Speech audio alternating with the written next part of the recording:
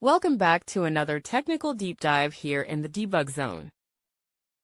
Today, we're tackling a big question and breaking it down with insights from other users. Hopefully, this clears up some misconceptions and helps you get the answer you need. So, buckle up, stay a little curious, and let's jump right in.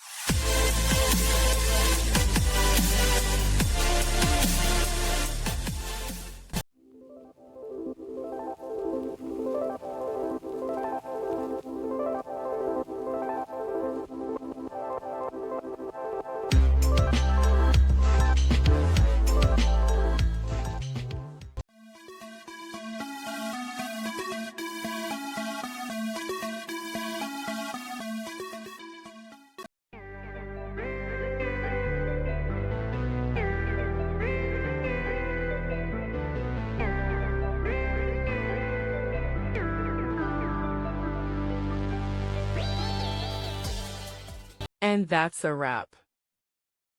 I hope you found the answer you were looking for. If you did, take a second to hit that subscribe button. It really helps out. And let me know in the comments which solution worked best for you. See you next time in the debug zone.